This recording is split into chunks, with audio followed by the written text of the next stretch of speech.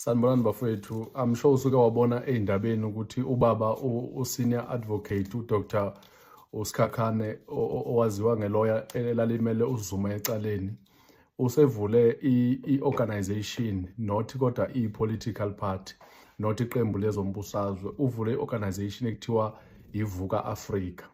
Now kule video ngifuna nje ukucacisela ukuthi inhloso yale organization yini, izokwenza muphi umehluko, iyiphi igap or space ezama ukusivala uma sikhona ispace ezama ukusivala. So ngizoqala ngokutshela ukuthi yini, ngiphinde ngokuchazela ukuthi yenzelwe ini nokuthi obani, because akekho yedwa kule organization, ukuthi imaphi ama-problems abazama ukuthi bewasolve, nalokuthi babheke ukuthi bazo-achieve yini abafuna ukuyinqoba, yonke lento le. So ukuqala nje sizoqala lapha ekuthenini i-organization enjani le, umahluko ufana nani. Angazi noma ngizobe ngenza iphutha yini mangithi singayifanisa ne-AfriForum.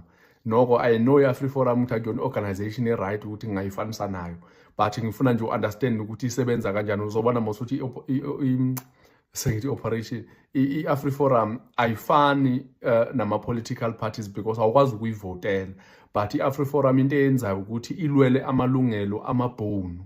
So that means if awulona ibhunu bazokunceda nje phela, but inhloso yabo kakhulu ukuthi belwele idingo zamabhunu kakhulu kwendlule enye into. That's why baze baye America bethi bakhala ngokuthi la South Africa siyababulala thina, kulento ekuthiwa i-genocide, ukubulala abantu ngenhloso abaningi. So if uyabheka-ke manje i-AfriForum ukuthi idila nje naleyo nto le, imali iyithathaphi? Imali iyithatha ngokuthi amabhunu ajoyine le organization ayadonate. Abanye-ke even noma bengayijoyinanga le organization kodwa bayakwazi ukuthi badonate even kunjalo befaka imali, because i-account number yala organization iyatholakala naku-internet. So u-advocate uSikhakhane-ke beze ngento ecishe ibeke kanjalo, because njengoba ngishila ngifuna ukuyifanisa ne-AfriForum because i-AfriForum inegama elibi phakathi. So lena ngeke ngithi inegama elibi because i-organization esafika intsha. If niyawazi ama-organization ekuthiwa i-Helen Suzman, khona le foundation ekuthiwa uHelen Suzman, uma uzobona nje ukuthi abantu uma belwa nama-foreigner la South Africa iyagijima iye ecourt, ifike ibalwela abantu bokufika la South Africa bese icourt ivumelana nayo.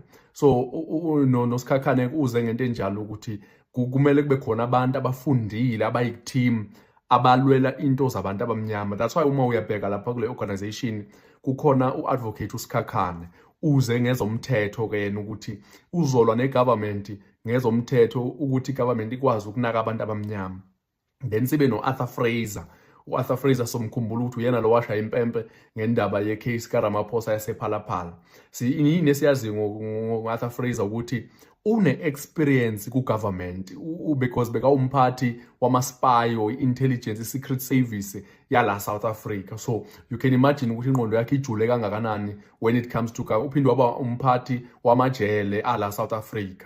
So you can imagine ingqondo eza nayo ukuthi ingakanani from le experience ayibuthile kuyo yonke le minyaka le. Futhi u-Arthur Fraser simazi ngokuthi uye lo owaxolela uZuma ngesikhathi uZuma esejele, wathi uyamkhipha uZuma ngenxa ukuthi uyagula, so wambeka ngaphandle. And then kube khona owesi-4, owesi-2, owesi-3 olandelayo kube ubaba ekuthiwa u-Alan Boesak, umfundisi u-Alan Boesak. U-Alan Boesak sizomazi-ke ngokuthi wayeyinkunzi ngesikhathi se-apartheid. Kwathi la khona i-apartheid government ikhohlakele ngempela, ibulala kwanto ephambi kwayo.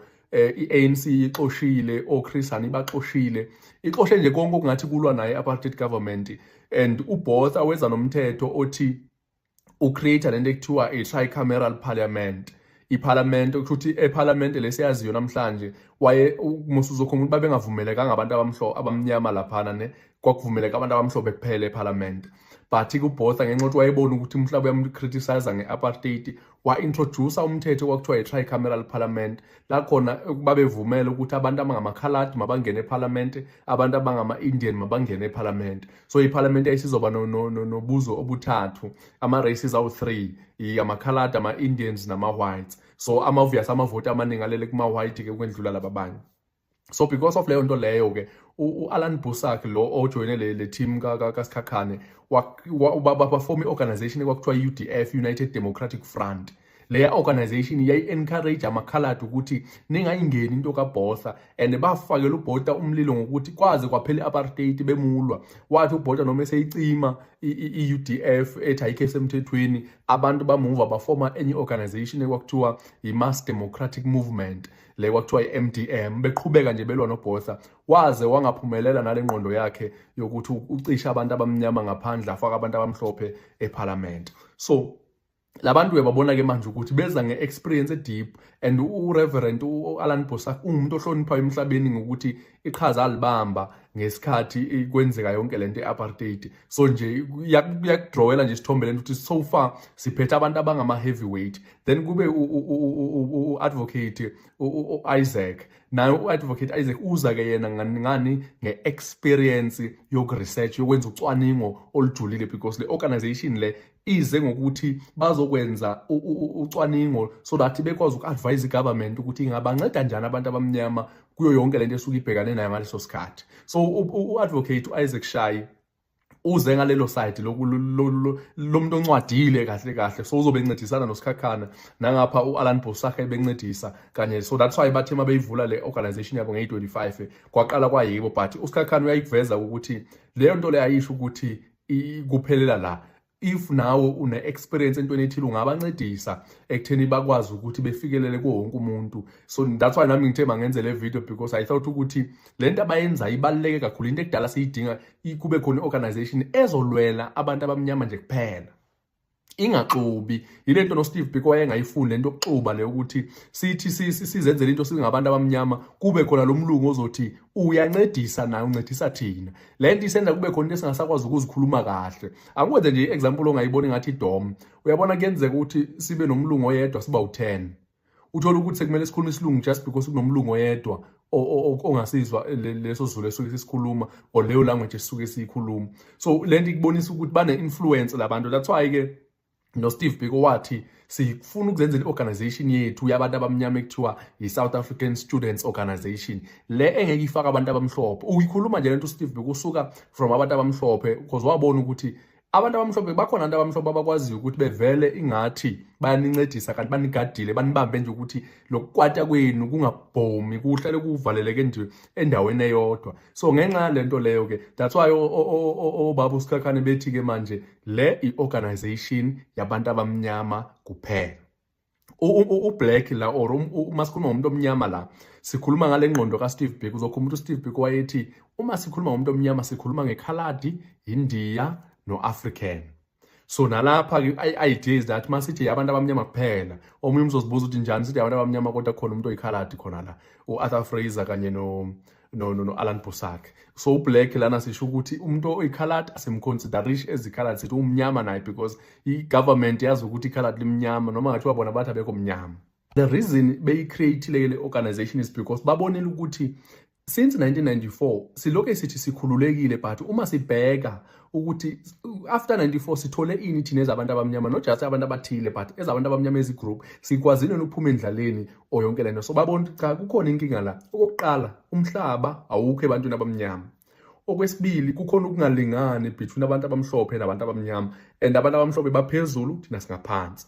And okwesithathu, nasemthethweni kwi-legal system yethu isiyonke kukhona nokungalingani, kukhona izindawo ezingakhulumi ngomuntu omnyama, kodwa umuntu omnyama owalimala kakhulu ngesikhathi sobandlululo. Kuphinde kube zezemfundo, education, ukuthi ngabe le education esiyifundayo inanhloso yini ngale. Uma usuqedile ukufunda ithini inhloso for iSouth Africa le education esiyitholayo, nosiko nje lesiphila ngalo. That's why that ubaba uadvocate kuzomela ku-invite wonke umuntu eSouth Africa, isangoma, inyanga, umfundisi, wonke umuntu onomcabanga nje ophile eSouth Africa, onolwazi, iy'nkosi, amakhosi, konke lokho kumele ukuthi kuditshanwe, kuhlanganwe, kukhulunywe into eyodwa, because lezi ama-problems ubaba uSikhakhane uma bethe benze ucwaningo labo babona ukuthi okay kuyashoda la. So i-argument yabo or into abameka kuyo kakhulu ukuthi ngokwepolitiki sikhululekile but ngokomnotho asikhululekanga sidalo. So that's why ke manje badibana ukuthi kuzomele bekwazi ukuthi beyilwe lento. And enye point engichazile ukuthi bathi if uzobanika imali ukuthi ba research because ucwaningo lidinga imali nokwenza research kudinga imali nokuhamba i-country yonke wenza ama-interviews ubuka abantu ukuthi baphila empilweni ukuze ukwazi ukukhuluma into oyaziyo kudinga imali. So if uzoba supporta ungalindeli ukuthi uma usubasupportile uzobese-ke in return ukwazi ukubatshela mabenzeni imali ifake because ufuna ukusupporta into abayenza already, not ufike usubatshela ukuthi mabenze njani, especially if usuka kule bala labantu abangapha. Because siyibonile lento kumapolitiki ukuthi umuntu onika imali uyasho ukuthi ufuna kwenzakaleni ngayo yonke lento enisuke niyenza. So bona bazama ukuavoida lonto ukuthi bangacontrolwa umuntu. Uzokhumbula nobaba uMkhweng owaye former chief justice yala South Africa uthi kwafika icompany ethi icela ukumrenovate la court ase South Africa. Wazibuza ukuthi nifunani in return, babamba bayeke. So uyabona babefuna ukumrenovatela, then in return kube khona into abayicela kuye and usothi akasakwazi ukuthi hayi because ufumana ukuthi iprocess yokuthi renovate ama-court bayimoshile so that umegoloza ukwenza into abafuna ukuyenza bemreport ukuthi ngazothi khona i-corruption ekhona aphuma lahlekelwe isikhundla nesithunzi sakhe. So imali mayiza iyakhuluma. That's why bethi into yesiboshwa iyakhuluma because nento elapha. That's why uma kubalekile nokuthi uma sisakhuluma ngepolitiki siphinde sibuke ukuthi lama-political party esiwavotelayo anikwa ngibani imali. Umzekelo kukhona ama-political party la South Africa lamancane futhi uthola ukuthi imali isuka kubo nakwi-DA nakule banikwa umuntu oyi-1 bo-4 banama-colors a-different ngaphambili but imali isuka kumuntu oyi-1. Isho ukuthini lento leyo? Isho ukuthi bonke bafeza iy'njongo zaloya muntu because ekugcineni wonke umuntu uqala abuka ukuthi okay le political party ingangisiza la so manginika imali ukuze iqhubeke ikhule. Ngenza ukuthi ngirong lento engiyishoyo futhi ngingakwamukela lokho uma khona umuntu othi ngirong. So because angikho lapho kahle kahle ngifuna nje ukucacisela ukuthi ubaba uSikhakhane uhlose ukwenzani. So kwindaba yomhlaba ke ayiyona part engibona ngathi uyimisele kakhulu kuyo ukuthi mayibuye because kuyabonakala ukuthi kudala sizama ukuthi sithole umhlaba but umhlaba sothole and isithunzi osithola kuma-bank nakwezinye indawo usithola because of umhlaba onawo. That's why abantu abamhlophe ema-bank bahlonipheka because banomhlaba thina sinawo umhlaba. Kule project yakhe ubaba uSikhakhane kunento ayikhulumayo la ya-introducewa nguSteve Biko. Ukhuluma ngendaba ye-Black People's Convention. Uzokhumbula ukuthi ngesikhathi se-apartheid kusekhona uSteve Biko kwakukhona i-organization eyayincedisana noSteve Biko kuthiwa i-Black People's Convention la khona babenza ngisho amakliniki izizanempilo community clinic lelapha eKing Williamstown e-Eastern Cape. So naye uze nge-idea enjalo ukuthi kumele siphinde sidibane singabantu abamnyama sincedisane thina la kumele sincedisane khona njengoba abantu abamhlophe benza. Uma ungabheka ubobheka every time iy'khukhula zihlasela abantu abamhlophe ukuthi usizo luphuma kangakanani, or ubheke mhlawumbe uma uthola ukuthi umuntu omhlophe upostile on TikTok ukuthi uyahlupheka onini, usizo nemali edonatwayo iyashesha ukunyuka compared to umuntu omnyama because akuzweli ngokufana kulama race oyi-2. So i-community i-Black People's Convention izozama ukunceda into ezinjalo ukuthi ibridge la gap ukuthi isikhumba somuntu omnyama sithatheke serious. Kungabi into nje ukuthi kuyenziwa nje for the sake of ukuyenza into.